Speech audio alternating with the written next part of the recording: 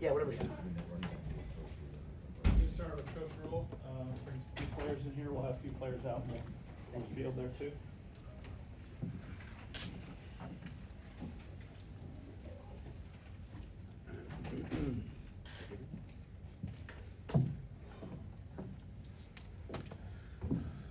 All right, obviously, big win tonight. Very excited for our guys. We have recruits come on the field. I don't know, 40 minutes for the game, 30 minutes for the game. I was able to point at our student section. I want to make sure I thank them. Our student section was filled early before games. These are the things that differentiate us in recruiting, so I want to thank the students. Great crowd tonight. Thank everyone who came, and especially thank all the people who stayed to the end. One of the key things in a game like that, besides getting the shutout, I think the shutout was very important for us. I think it's the first time since when? 2009. 2009. And we're not that the history of it matters to us, but just, we played a lot of players. I think every player that could play got in the game. Maybe one or two didn't, I don't know. But we were able to get a lot of players in the game, a lot of players who work hard, who sacrifice. And so to play them all and still continue to play to the standard and have the shutout was a really exciting moment for us. Proud of the guys, proud of their effort this week. They practiced hard and they went out and overcame some early self-inflicted wounds and played the game pretty clean. So proud of that. Excellent to see Jacory, the job he and his punt return unit did, having 87 yards. I think Keith was just telling me it's more than the season total the last couple of years. We knew we were going to have good opportunity at that, but it's all these things mixed together, right? It's the defense. Having good field position so that we can be aggressive on the punt returns. It's guys holding guys up. Having guys like Derek Branch and Vince Genatone who do great jobs on those teams. Young guys like Kamir Prescott who step up. So really proud of all that. And finally, happy for Luke Lindemeyer. At the very end, he proposed to his girlfriend, who I'm so embarrassed I don't know her name, but she's a lovely young lady, and she's a Scarlet, and he proposed, and she said yes. So excited for him. So with that, I'll answer all you guys' questions. I know there's probably things you could look on the film and quibble about, but was that about as complete a performance as you've had since you've been here, and how gratifying is it to have it after a week where you wanted to fix some things? Yeah, I thought we played pretty well last week. Really, it's most of the, it wasn't good enough. I'm always going to look for better. I'm going to say, look, this is not good enough, but it's still, we were a pretty good football team last week. I think I'll watch the tape and just, I'll just try to do the same thing I did last week. Just look at the things that were good, look at the things that were bad. Obviously, first and goal inside the 5 and to not get it in is not good enough. To fumble the ball on the goal line is not good enough. But at the same time, we also came back with sort of a what's next attitude. I hated the fact that they were able to drive the ball before the half and have a chance at a field goal. I hated the fact they were able to drive the ball and start the second half. But credit to our guys, they came off and they blocked it. I love the intensity of our guys on the sideline, the Bufords demanding that we block it. So I'm sure there's gonna be lots and lots and lots of things. And we're not here to comment on the overall. We're here to just keep fixing all the things that we see, and different things will come up. So. But I think a lot of in general, all three sides put it together. So pleased with that. Dylan seemed super comfortable tonight. 24 of 31 is pretty strong. How does this rank amongst other performances he's had under you? Yeah, I don't think anyone gave him nearly enough. I told the TV guys before the game. I said, yeah, Dylan's done a good job of blocking out the noise. A lot of guys were talking about his performance last week, not pushing. They almost. He completed. He was one of the only quarterbacks in the country who completed 33 passes last week. He completed his last 9 last week and first 11 this week, or vice versa.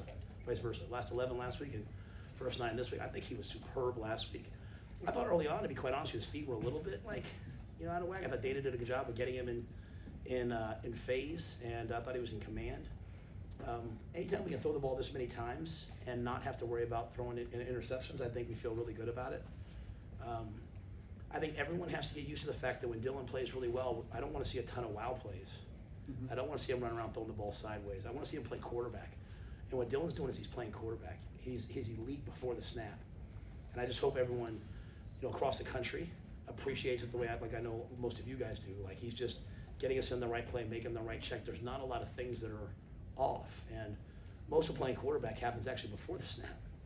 And I think he's just so elevated in that regard. So we're able to get to a lot of things. There's a lot of plays, I'm sure, when he looks at it, he'll say, I need to do this better, that better. But I just think he's ascending and getting better and better every week. And maybe played a lot of defensive guys in this game, but early Cape Headshot came in and produced a lift where you got a safety. I almost won the play before. What did you see out of him, and how bright is his future moving ahead now? Yeah, I was disappointed we didn't play Cade more last week. Kind of the way we have it stacked is like it's like Cam, Williams, and Cade at the same position, and they're all three really good players, and so it's just sort of the position, right? Like they all kind of fit that. So just trying to move guys around, like Cam Leonard played nose tackle tonight at one point, like he was in our 5-down package. I think Cade's an excellent player. I think he makes big plays. He plays really hard. The more he plays, the better he'll get. But if I may, Cam was one of our captains tonight. Cam elected to have surgery this week. He went Tuesday afternoon for surgery. He elected to practice Tuesday morning, which means he couldn't eat after midnight. So he went out to a full padded practice, which everyone acts like like our practices are crazy. Our players, I'm saying, they come out like, oh coach, we got to do what today? Cam walked out there, no food in his stomach, no water. Had a little bit of water, some Gatorade, then couldn't have anything after that. He practiced, had surgery, and practiced the next day. So, when people ask me about year 3, coach, it has nothing to do with me. It's about guys like Cam, and so we'll just have to continue to find ways, Sean, to get Cam and Williams and Cade on the field. And I think that's one of the things that Terry did a great job of this week, as did John. Like we had a lot more packages to play different guys in as we get more and more comfortable. And I think that's excellent. Like we had a lot more packages where Donnie went in and played with 3 corners. Really good, nice job by the defensive staff. I thought to make sure that we were just rotating guys without just rotating them, but giving guys roles. Gabe Moore played his first football for us tonight, and it looked like out there, this is a guy that he didn't have his first full practice until Tuesday of this week, and it looked like he played pretty well too. So,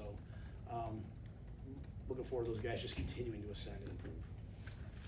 What kind of surgery? His hand done. I don't know the exact. Something that he was able to play through, but had some sort of injury to his thumb and his hand. Played with a cast tonight.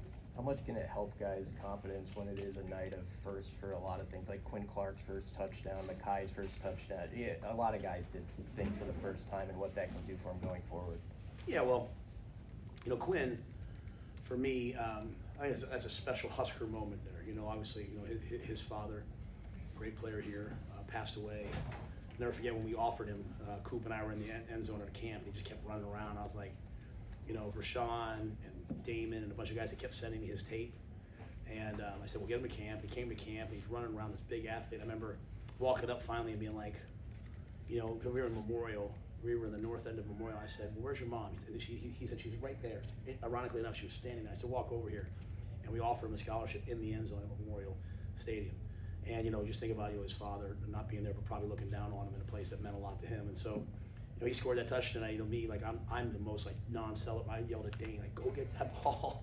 And we got it for him. And Quinn's a guy that's coming on. Makai, I knew Makai was coming. I was really proud of Makai. Like, the only time, him and I are both from PA, so we talk a lot of trash to each other. The only thing he said to me all night was, hey, on kickoff, he's like, we're going to make another tackle on kickoff, because he made a tackle on kickoff. So a lot of those guys are really good players. Their time is coming. My challenge to the guys, both before the game and at halftime, was, to finish the game and have the killer instinct, and not let people lie around, and I thought we did that. We were in there, they called everyone up, and even Marquise was like, yeah, we've never done this before. We've never had a 68-0. Again, that's not an FCS game. That's a group of 5 team, and so happy for them that they did that. Just won't. At the end of the year, we won't be talking about this game. So we did it. Now we got to move on. Matt, what did you make of Emmett's performance tonight? And following the fumble, what did you say to him, and how did you see him respond? Yeah, I didn't say anything to Emmett after he fumbled. Just said, hey, put the next back in. You're not going to fumble and play the next, go right back in. And so, but I thought we've, great job with Donnie and Dana continuing to go to it. We ran like the fake speed sweep, inside zone slice play that we hit consistently, so we kept going back to it.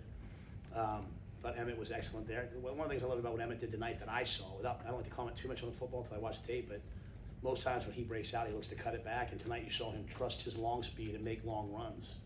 And to me, that's his training. And I think I said to you guys, like, hey, I see a different back during training camp, and I think you saw a little bit of that tonight.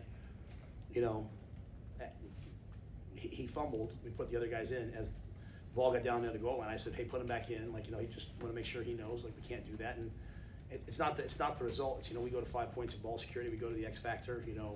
I couldn't see how exactly it happened, but the ball was, the ball was in his left arm. He started left, cut the ball back right. We want to go to 5 points and score. He didn't. Ball came out. But to his point, I was like, hey, what's next? Get back in there. And then after he scored later, he said, Coach, what's next? So when the players start saying the things like that, then you know they're bought into it. Bad things are going to happen. How do you overcome adversity? What do you see from TJ Latif, his composure in his first appearance? Yeah, I mean, one thing about Dana, he's not going to put him in there and just hand the ball off. He knows he needs to play. And I thought he did a nice job. He found some guys on the over routes. Great catch by Keelan Smith. We've never truly seen like him live. So like the one run he had, I knew he could run, but like he ran. That was a dynamic play. Did a nice job pulling the ball again later, which those aren't designed quarterback reads. That's a read if you need to, and it was great to see him do that. So I think I said a couple times, he's not someone who gets too overwhelmed by the moment. Like he's kind of excited to go back in there. We started challenging him 2 weeks ago. Like, hey, if something happens, you have to go in and play. And you're struggling to call the play calls because you're not prepared. A lot of people are gonna be looking at you, and he's answered that. He's in there early. He's working hard. I thought he was poised. I thought he did a really nice job, and so he'll add the dynamic element of being able to run the football. While at the still time, you saw him push the ball down the field. You saw him throw touch passes, and I think it shows how much we trust him that we allowed him to do that in a game like that, where obviously a shutout, specifically to me, a shutout was important to us because I believe in the defense having that. The fact that we let him throw it so much. Go ahead, Mitch. I'm sorry, I didn't want to cut you off. I just wondered, and maybe you don't even know this at this point, but with TJ, is it a 4-game plan, or do you expect that he'll play whenever you need him? TJ's going to play as needed. He's our backup. Hey Coach, on Monday you talked about the fans like meeting their wives or husbands here at games. Did you know that Luke was going to propose after the game? Oh yeah. He had asked. He had asked ahead of time. I mean, not asked. Like, hey, do you care if I do this after the game? He didn't ask for my permission. I think he probably asked her dad that. Yeah. So I mean, that was really important for me. I didn't want to think about that. I didn't want to think about the game. But once the game was in hand, I think it was really important for me that his teammates were there. Like, Luke's a devout Christian, and he's someone who's openly shares his faith, and he's someone who rallies teammates of all ages and all places and all ethnicities and diversity. I mean, he just is there for everybody, and he's behind them all. So just to see the joy on everyone's face, to see him, I think that was really, really cool. I think it's one of the great stories of this era of Husker football. Here's this kid who's a walk-on that's probably making a bigger impact off the field than he is on the field. But I think tonight he made a one-hand catch with him. I couldn't tell on the far side. One-hand catch, scored a touchdown. So I was like, if she's ever going to say yes, she will tonight. But no, I'm happy for him. I know he loves her, and beautiful thing. All good? Thanks, man. Thanks, guys. Thank you.